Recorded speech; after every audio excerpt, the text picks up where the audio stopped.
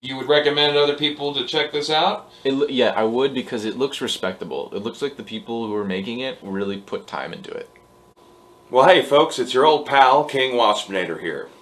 Now, last night, I conducted a small experiment. After watching the very first episode of the new Star Trek animated series Lower Decks, I was curious how a non Star Trek Rick and Morty fan would take to the show. So I found one and I made him watch it.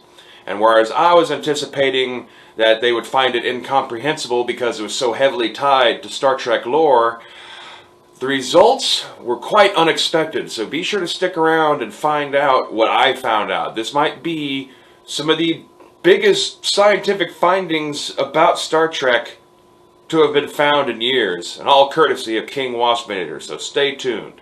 I just had you watch Star Trek The Lower Decks. Okay. Now, the thing I'm curious about is that as a Star Trek fan myself, when I watched it the other night, I noticed it's very heavily tied into Star Trek references, and I didn't really laugh much at it. There may be like a moment here and there where I kind of had a brief little titter, but for the most part, like it's not that it's unfunny, but the stuff that is funny about it, I find it's kind of in my head funny.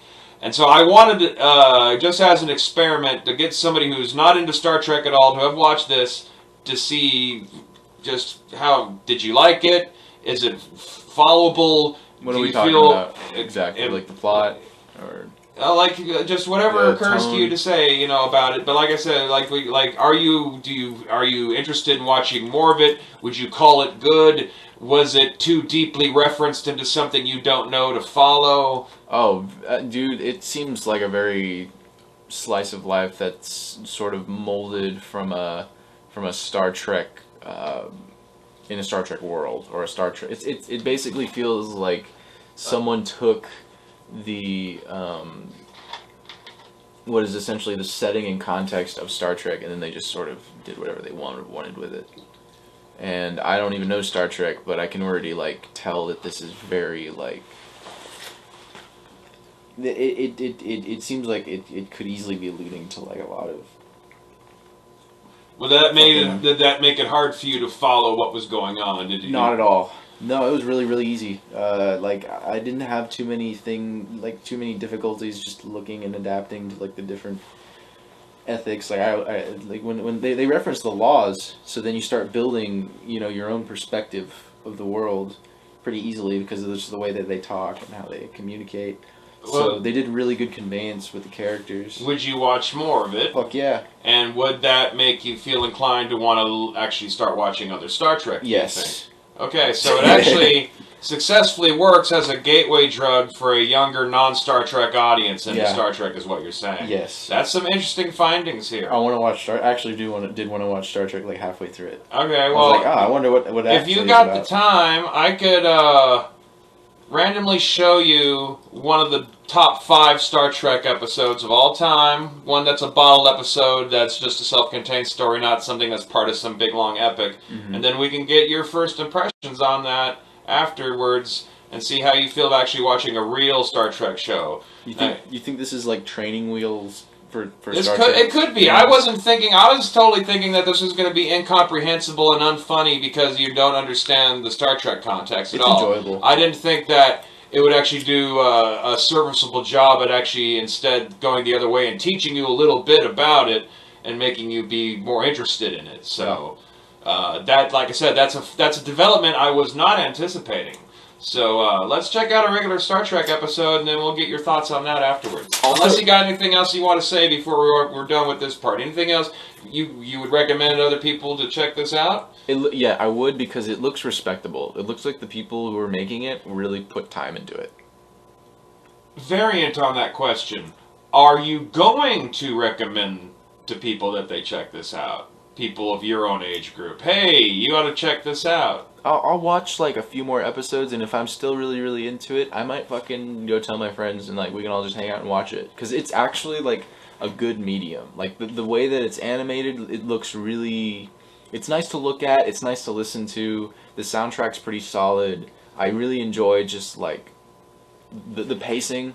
Like, there are some times when like I think they kind of just shove a character's personality into your face for maybe a few more minutes than it should.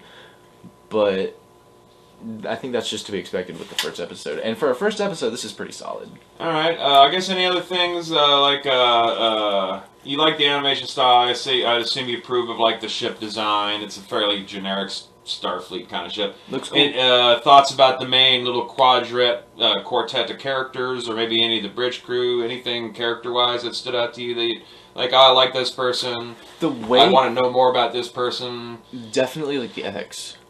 Well, that's not anything to do with the characters, but it's the good way that they you act, like the ethics. Yeah. Like they seem they do actually seem complex as people. They have personalities. No one's really flat at this point. Except for the farmers and like some of the side people. Those are just generic aliens, right? For this week. So okay, all right. Well, I guess I'll turn this off and we'll wait. One more thing. So something that I know that's really cool about the director, or at least the animator, he could be, if he is on the project, I can kind of feel his Rick and Morty-esque writing Well, it was style. like somebody else. It was someone involved in like the production of Rick and Morty. I can't remember the guy's name, and I do not have the time and patience to Google something right now.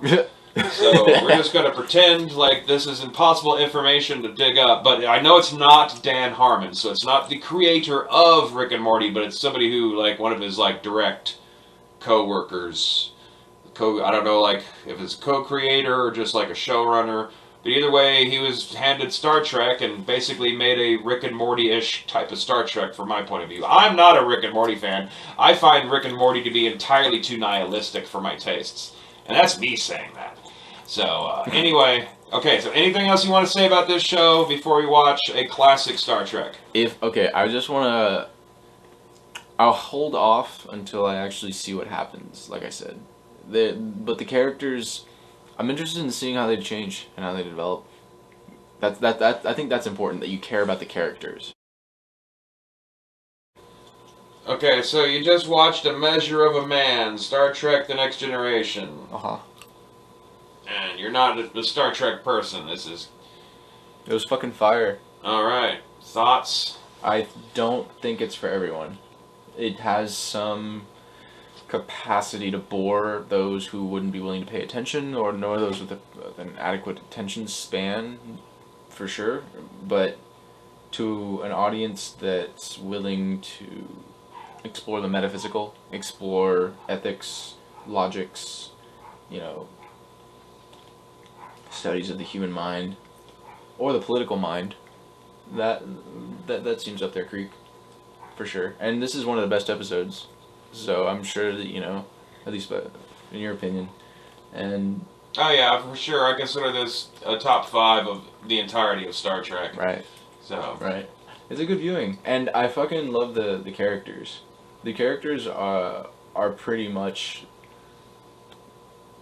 They're so complex. You definitely see them as people. You see them as individuals with values, with their own ideals, their own flaws. Well, let's drill down a little bit on that. This episode obviously hinged a lot specifically on 3 characters, 2 more than any others though, Picard and Data. Right. So I think Picard is a representation of... He seems to have a lot of respect for everyone, or from everybody, which means that in his past he's experienced a variety of different events with them, to the point where it left them with a lot of admiration in their hearts for him. So there's a reason he's a captain. There's a reason he's old. There's a relevance he's lived to a long his time. age. Of course he's old. Yeah, there's relevance to his age. Yeah. And a lot of I think that's also something that I noticed, like especially in that first episode you showed me with like the Rick and Morty spinoff. The Lower Decks. The Lower Decks. That the captains are... I mean, it makes sense that the people who are in lead control are at least middle-aged. They're to some degree experienced in life. Yeah, Captain Kirk is actually oddly young, especially in the modern reboot version of that timeline. Yeah. He was in in his late 30s when he got a captaincy or something like that, and that's still pretty young. Right. For sure, that's gotta be. But Picard and even, well, Cisco, he's probably pushing 40 or so. He had a kid who was in his late teens by the time he earned his captaincy. Janeway, early 40s maybe. I'd have to look at that. She wasn't in her 50s though, that's for sure. He is a wise man. He's a very wise man. A lot of them are. And the fact that like Data had the modesty to admit that even with all of his intelligence and his ability and capacity to memorize everything, so that means that assuming that he's been awake since he was turned on, but not during the times he's turned off, just the limited consciousness that he's observed, he still doesn't know a lot. So what does that say about the fragility of something like the human mind? Okay. And then I guess the third character that got a little of attention, but not nearly as much, was Riker, the second in command. Yeah. So The lady? No, the guy with the beard who was forced to prosecute Data against his will. I may have to view this again or perhaps watch more of the series just to get who he is and what his deal is. But like I said, he didn't have as much of a role, but he was kind of the only other character that had really anything to do with the story. So I was wondering if you had any impressions on him at least. What little you did see. I see that it was interesting how he had to prosecute his friend, and even though he got involved in the process to try and be a defense in a more of an indirect way, so that alludes to his respect for his friendships and his character as well as a person. And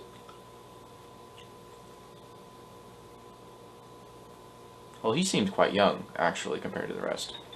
And perhaps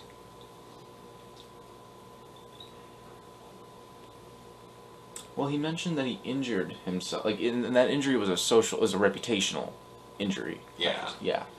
And so that reputational injury that he received, well, he still did that in the interests of his friends, and he was able to have the humility to admit that in front of his in front of Data, and Data forgave him. So there's that proves that he's he's a good person, at least in terms of he's willing to stick himself out there for his friends when he needs to be. That's a very interesting, and that's just one episode, and you can already, like, there's so much complexity. So, as you can see, I took a dipshit kid from work who had showed zero interest in ever watching Star Trek, and instead of him finding the lower decks to be an incomprehensible mess, he liked it to a point where I was able to get him to sit through A Measure of a Man from Star Trek The Next Generation, and he described it as quote-unquote fire.